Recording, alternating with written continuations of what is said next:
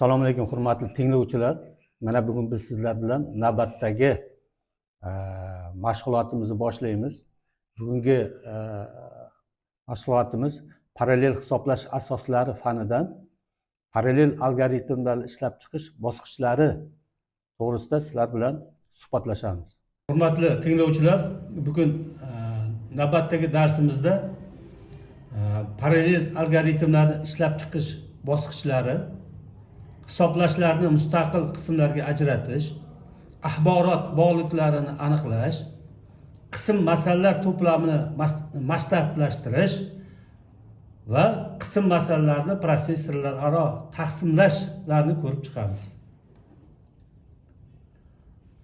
Parallel algoritmlarni ishlab chiqish.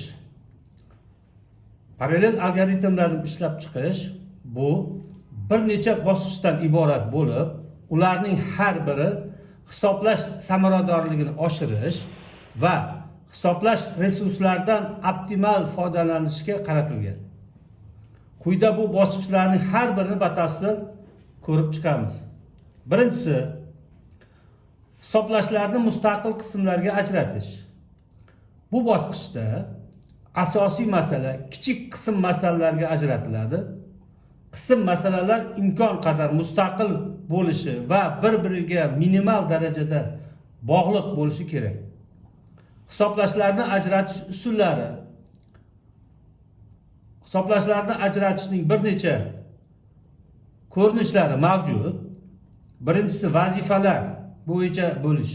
Har bir prosessor alohida operatsiyani bajaradi. Ma'lumotlar bo'yicha bo'lish. Ma'lumotlar turli qismlarga ajratilib, har bir prosessor o'z qismidagi hisob-kitoblarni bajaradi. Gibrid usul, vazifalar va ma'lumotlarning kombinatsiyalangan ajratilishi. Ya'ni bularga misol keltiradigan bo'lsak, matrica ko'paytirish masalasida har bir prosessor matrisaning ma'lum bir qator yoki ustunini hisoblaydi. Bunda albatta ustun satr, shu boshqa misollarda ham keltirishimiz mumkin. Ko'z oldimizga mana elektron jadval, ya'ni Excel dasturidagi ni ko'rishimiz mumkin, ustun va satrlardan iborat ekanligini. Ikkinchisi, axborot bog'liqlarini aniqlash. Bu bosqichda qism masalalar o'zaro bog'liq yoki bog'liq emasligini aniqlash kerak bo'ladi. Agar qism masalalar mustaqil bo'lsa, ular parallel bajarilishi mumkin. Agar ular bog'liq bo'lsa, ularni sinxronlashtirish mexanizmlarini ishlab chiqish kerak. Axborot bog'liqlik turlari. Axborot bog'liq turlari to'liq mustaqil masalalar. Qism masalalar o'zaro aloqa qilmaydi va to'liq parallel bajarilishi mumkin. Qisman bog'liq masalalar, ayrim qism masalalar natijalari boshqalariga ta'sir qiladi. To'liq bog'liqlik masalalar, barcha qism masalalar bir-biri bilan bog'langan, parallelizatsiya qilish qiyinroq. Misol keltiradigan bo'lsak, shu parallel aniqlashda rekursiv ravishda ishlaydi, lekin qism massivlar o'zaro mustaqil hisoblanadi.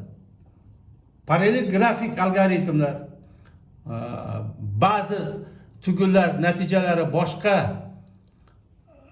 boshqalarga ta'sir etadi. Navbatdagisi, qism masalalar to'plamini masshtablashtirish.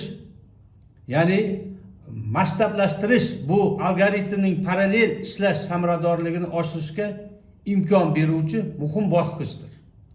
Maqsad prosessorlar soni oshgan sari algoritm samaradorligining oshishini ta'minlash. Masshtablashtirish turlari. Kuchli masshtablashtirish, umumiy ish hajmi o'zgarmasdan parallel prosessorlar sonini oshirish orqali natijani tez olish imkoni. Zaif masshtablashtirish, prosessorlar soni ortgan sari umumiy ish hajmi ham oshiriladi, lekin har bir prosessor o'rtacha bir xil yukda ishlay oladi. Misol keltiradigan bo'lsak, superkompyuterda ob-havo prognozi hisob-kitoblarini keltirish mumkin. Bunda kuchli masshtablashtirish orqali tezlashtiriladi. Va navbatdagisi qism masalalarni prosessorlar aro taqsimlash.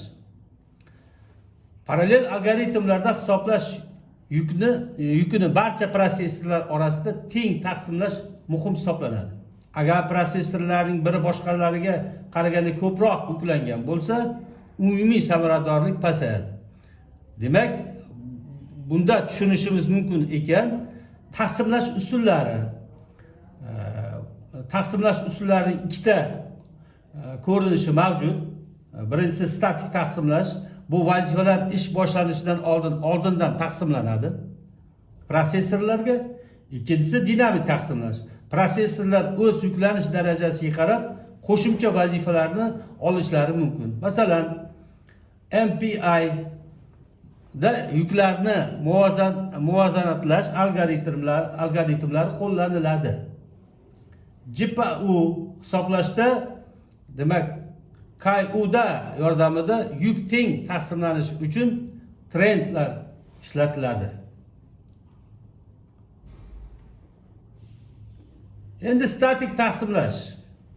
Statik taqsimlashda qism masalalar dastur ishlashidan oldindan taqsimlanadi. Har bir prosessor uchun yuk doimiy va dastur davomida o'zgarmaydi. Taqsimlashning afzalliklari: ishlashning barqarorligi, ma'lumot almashish talabining pastligi, qo'shimcha boshqarish mexanizmlariga ehtiyoj yo'qligi va kamchiliklari: ba'zi prosessorlar ortiqcha yuklanib, ba'zilari esa bekor turishi mumkin. Oldindan qaysi prosessor qancha ishlashi kerakligini aniqlash qiyin. Dinamik taqsimlashda qism masalalar ish jarayonida prosessorlar o'rtasida taqsimlanadi.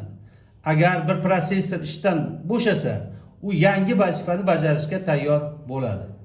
Afzalliklari: prosessorlar samarali ishlaydi, hech biri bekor qolmaydi.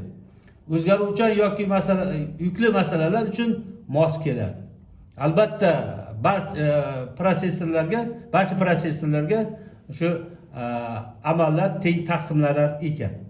Kamchiliklari: prosessorlar o'rtasida doimiy ma'lumot almashuvi kerak bo'ladi. Bu esa tarmoq yuklanishini oshiradi va sinxronizatsiya va boshqarish mexanizmlariga ehtiyoj ortadi.